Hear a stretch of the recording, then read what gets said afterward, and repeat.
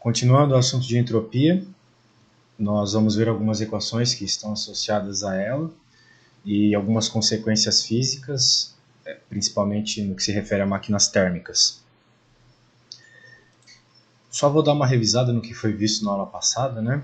A entropia está associada com a possibilidade de processos ocorrerem espontaneamente. Então, nós percebemos, né, que alguns processos eles ocorrem num sentido no tempo, mas nunca no sentido contrário, né? A gente vê um ovo quebrando, mas nunca tal qual numa gravação que a gente pode voltar a fita e o ovo volta ao normal. Esse processo não ocorre na natureza. E o motivo dele é a existência da entropia. Okay? Então, hoje a gente vai entender mais profundamente o que ocorre e os cálculos associados a ela. Então, uma forma de compreender a entropia, na aula passada eu falei várias, uma das formas está nesse primeiro enunciado amarelo aqui. Se um processo irreversível ocorre no sistema fechado, a entropia S do sistema sempre aumenta. Então, a ideia aqui é o seguinte, a desordem de um sistema tende a aumentar espontaneamente. Okay? Se a gente quer que a desordem diminua, ou seja, que crie ordem, não vai ser espontâneo. A gente vai ter que fazer algum processo físico neste local, né? Então, tudo ocorre para o aumento da desordem. Isso tem algumas consequências cosmológicas bem interessantes. Mas a gente pode deixar essa discussão para um outro momento, depois que a gente entender melhor a entropia. Ok? Então, nós podemos compreender também a variação da entropia em si. Às vezes, na física, a gente entende melhor o efeito de um elemento físico, né, de alguma grandeza da física, com a sua variação. E aqui, então, a variação está associada, a gente pode compreendê-la de duas formas. Né? A maneira como o sistema troca calor a uma dada temperatura, ou as diferentes maneiras que os átomos ou moléculas que compõem os sistemas podem estar dispostos. Vamos para esse primeiro aqui, né? Tentar entender o primeiro. A maneira como o sistema troca calor a uma dada temperatura. Dependendo da temperatura que um sistema está, essa troca de calor pode ocorrer de forma mais abrupta, de forma mais tranquila, o sistema pode funcionar melhor ou pior. Nós vemos isso na prática com geladeiras, né, ou com ar-condicionados. Quando a temperatura não está tão alta, eles funcionam melhor, eles funcionam com menos perdas. Então a ideia deste processo, por que esse processo ocorre, afinal de contas a primeira lei não dá conta de explicar isso, se dá então devido à entropia. E o 2 aqui é uma visão mais microscópica do que está ocorrendo. Né? Um gás ideal, por exemplo, que é o que sempre nos serve aqui como bons exemplos, né? Ele tem as suas partículas organizadas de muitas maneiras, de várias maneiras mesmo. Algumas maneiras são mais desorganizadas que outras. Né? Por exemplo, vamos pensar que o gás ideal, um gás qualquer, ele é um baralho. Okay? Você tem lá as suas 56 cartas e elas podem estar organizadas por número e por naipe, ou podem estar embaralhadas de um jeito completamente caótico. Obviamente, no primeiro jeito, elas estão mais organizadas, né, embaralhadas por número e por naipe, elas estão mais organizadas do que no segundo jeito, depois que a gente mexe as cartas. Então, a ideia é que, nesse segundo caso, a entropia é maior. Né? Então, é o que está sendo explicado aqui. Ok? Na aula passada eu expliquei que a entropia é uma variável de estado, ou seja, ela depende apenas da situação final e inicial. Muito bem. Agora, qual que é a consequência prática disso para os nossos cálculos? Né? A gente tem uma consequência prática muito interessante, que é o seguinte. Uma vez que ela é uma variável de estado, então só depende da situação final e inicial, por mais que o enunciado nos dê uma série de processos complexos ocorrendo de um determinado ponto até o ponto de interesse do problema, a gente pode se preocupar só com as duas situações mais simples, né? No caso, a final, onde eu quero calcular alguma coisa, e a inicial, alguma situação simples que me foi dada. Ok. Outra forma também de abordar um problema de entropia é o seguinte: a gente pode considerar sempre o caminho mais simples da nossa situação inicial até a situação final. Ok, o problema pode dizer que ele pegou por caminhos bem complexos aqui. Mas se o problema, se a situação mais simples for, sei lá, uma diabática, uma isotérmica, então a gente pode seguir por este caminho, o nosso problema, e encontrar assim a entropia. Ok? Então, a ideia é essa. A expressão da entropia, a gente já vai estudar ela mais profundamente, mas ela é dada pela integral do calor dividido pelo tempo, que vai ao encontro, né, aqui do primeiro entendimento aqui da entropia. Okay? Como a variação da transferência de calor se dá numa determinada temperatura. Ok. Então, vejamos aqui. Nós temos uma expansão livre. Aqui, alguns alunos já se complicam porque o processo de expansão livre é um processo que não é nem isovolumétrico, obviamente, não é isobárico, pode não ser isotérmico, por aí vai. É uma situação bem específica. Ok. Nós podemos estudá-la pelo caminho que for do nosso interesse. Então, o caminho do nosso interesse é o seguinte aqui. Queremos calcular a variação de entropia nesse sistema. Né? Então, variação de entropia, ΔS, entropia final menos entropia inicial, que é essa integral aqui.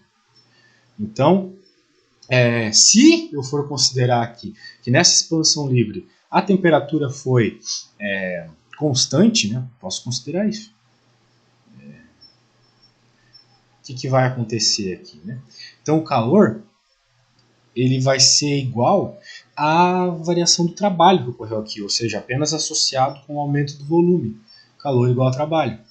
De tal forma que eu coloco a expressão do trabalho aqui e eventualmente chego nisso, né? Afinal de contas, o trabalho numa expansão normal, né?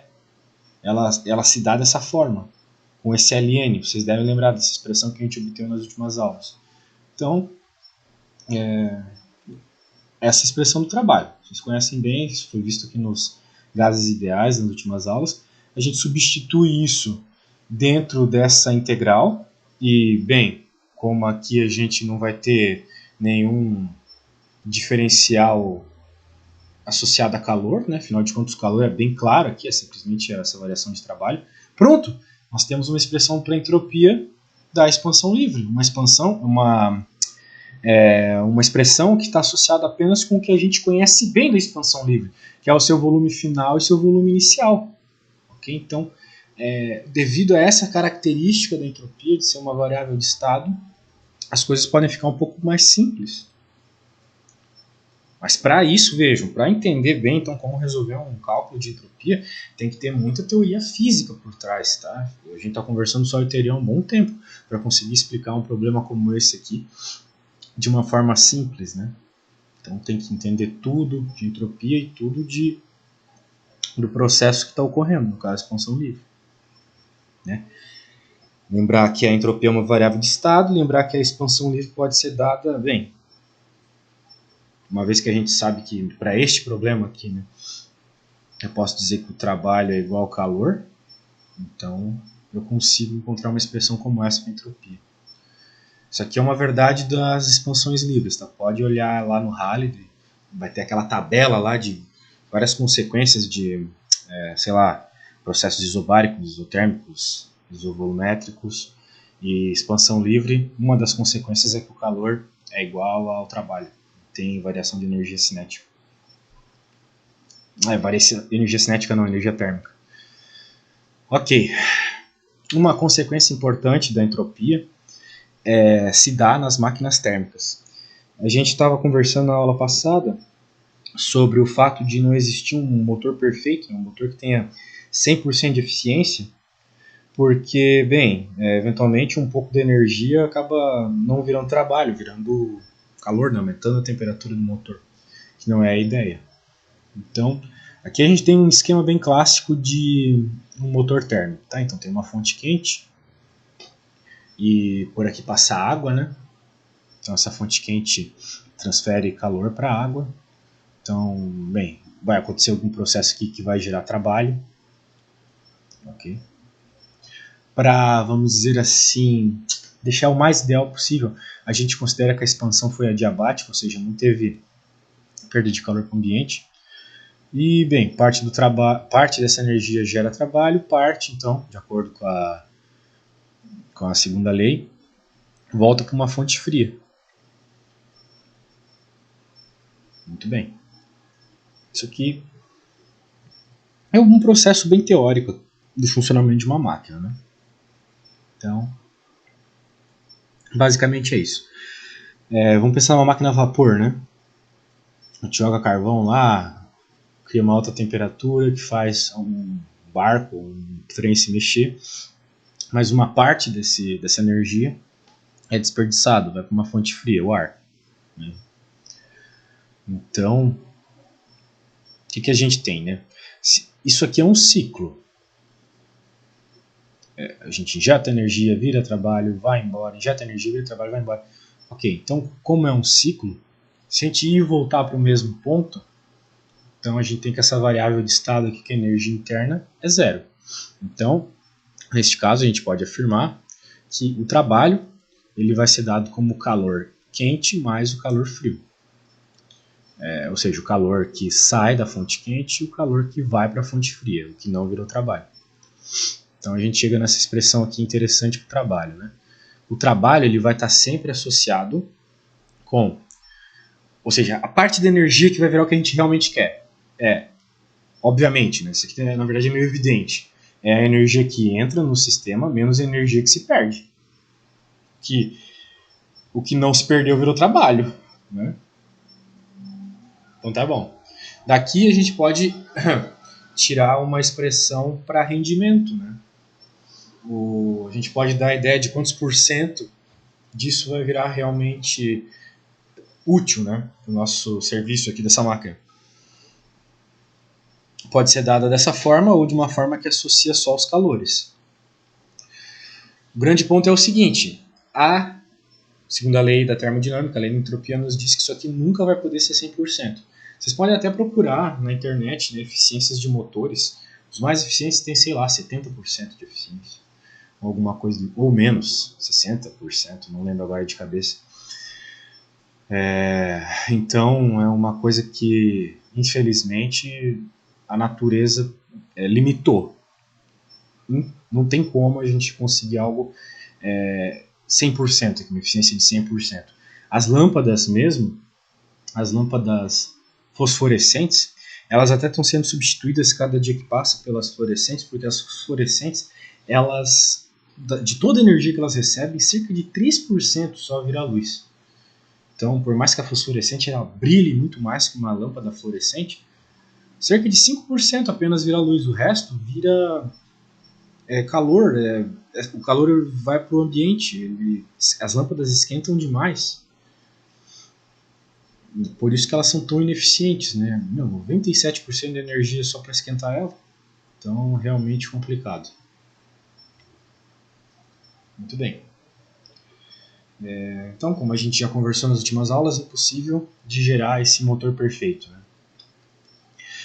Eventualmente, vocês peguem esse link aqui para ver na internet, que é bem interessante esse funcionamento dessa máquina. Essa é uma das máquinas, vamos dizer assim, máquinas o mais próximo do ideal, que são interessantes para a didática, né? Para a gente entender o que acontece aqui nesses ciclos termodinâmicos e o funcionamento da eficiência da entropia.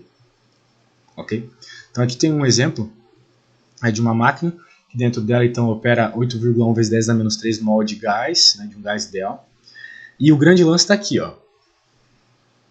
Essa máquina ela opera entre 95 graus, então a fonte quente, e 24, fonte fria. Então a gente tem uma discrepância aqui de temperaturas, né? E faz 0,7 ciclos por segundo. Nos foi informado também que o volume da substância dobra durante a expansão. Então, se a gente tinha um V, quando ela vai para esses pontos 2 e 3 aqui, eu tenho 2V de volume. Então ele nos pergunta, qual é o trabalho efetuado por ciclo? Ok? Vamos lá, vamos estudar o que está ocorrendo aqui, né? Então a gente tem, se a gente observar bem aqui esse gráfico, né? Uma parte do ciclo passa por uma isoterma e outra parte passa por outra isoterma, que são as temperaturas que ele está citando aqui, né? Essas temperaturas são isotermas, elas são constantes. Então, ok, o ciclo se dá aqui por este caminho, né, que vai de 1 para 2, e depois de 2 para 3, 3 para 4 e volta. Mas enquanto está ocorrendo aqui as expansões e eventualmente as contrações, a gente está dentro de uma isoterma, então não tem variação de temperatura. Isso é um dado importante para conseguir resolver as integrais, né? A gente já conhece essa expressão, mas qualquer coisa vocês podem derivá-la aqui dessa integral. Então a gente pode calcular o trabalho dessa forma aqui, né, integrando em cada um desses trajetos, né? Então agora vamos para a gente observa aqui o trajeto 1, 2 e o trajeto 3, 4, que são os trajetos das isotermas. Muito bem. Então o trabalho total ele vai ser dado pela soma de todos os trabalhos, né? Só que, bem, eu acredito que nessa altura do campeonato todo mundo já notou que aqui nesses trechos aqui do nosso ciclo não vai ter trabalho, porque né, volume constante, estão ocorrendo coisas? Estão, mas a volume constante tem um trabalho igual a zero. Ou seja, o trabalho total aqui vai ser simplesmente a soma dos trabalhos nas isotermas. Então, encontramos essa quantidade de trabalho por ciclo. E qual é a potência da máquina, então? Eu pego esse trabalho, lembrando, né, potência por si só é energia por tempo, né? Então aqui foi nos dado um tempo de ciclo. E, bem, então é só pegar esse trabalho e dividir pelo tempo. Percebam que para entender a potência de uma máquina, que é efetivamente o que ela produz, né, a gente tem que pegar o trabalho, não qualquer outra energia associada aqui.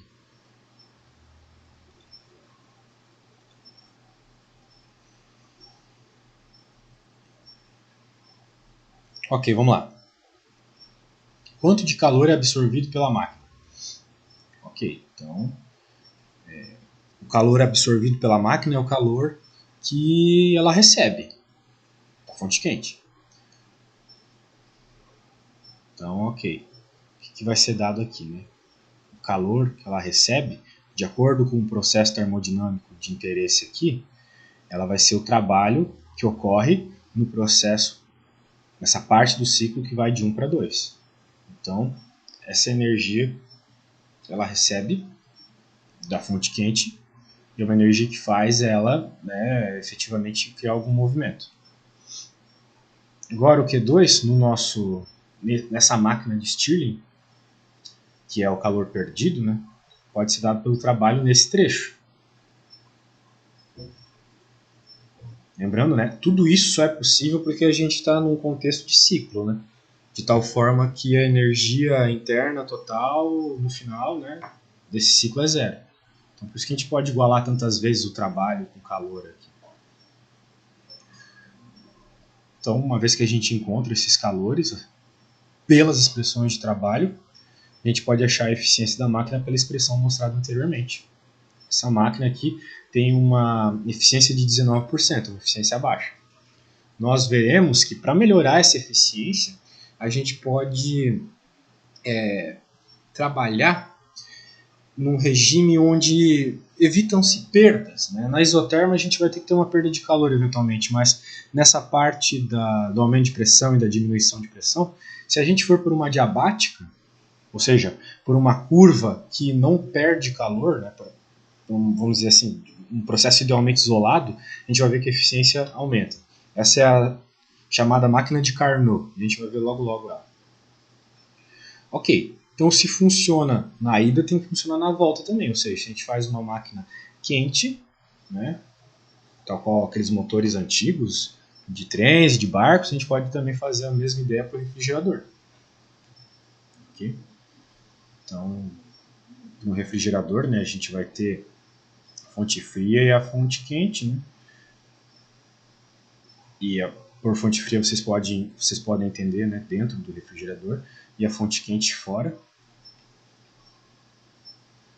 Em especial, né, eu falei para vocês agora há pouco, as geladeiras elas funcionam muito melhor quando o dia não está muito quente, né? E a ideia que a gente vai verificar é isso aqui. Quanto menor essa temperatura, melhor a eficiência. Só que a eficiência nunca vai ser 100%, mesmo dessa forma. Então, o diagrama ao lado representa um processo cíclico aqui, tal qual a gente já havia conversado, né? Então, as expressões são bem naturais, né? São parecidas com as da máquina térmica. E a gente pode, então, encontrar a eficiência aqui do nosso refrigerador com essa expressão. Calor absorvido dividido por trabalho fornecido. Esse é o coeficiente de desempenho de um refrigerador. Esses coeficientes que às vezes aparecem na física, eles só dão uma ideia de, vamos dizer assim, uma ideia mais prática das grandezas físicas. Na verdade, a física está por trás da compreensão desses calores, né? O que é cada um em cada contexto aqui. Então, a ideia é essa. E, bem, se a lei da entropia vale da fonte quente para a fonte fria, tem que valer da fonte fria para a fonte quente também. Então, aqui nós temos um exemplo semelhante ao outro, né?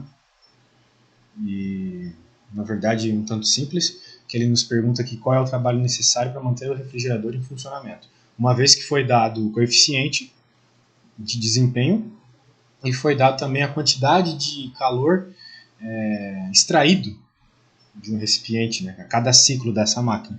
Então, a cada ciclo, 53 joules são necessários para funcionar.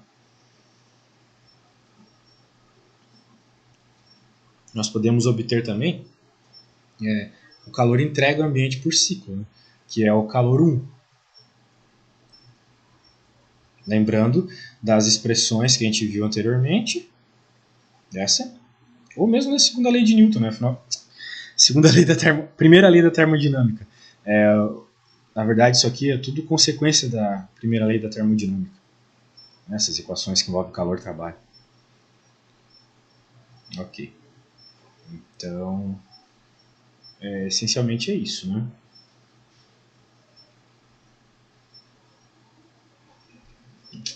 Aqui a gente tem essa ideia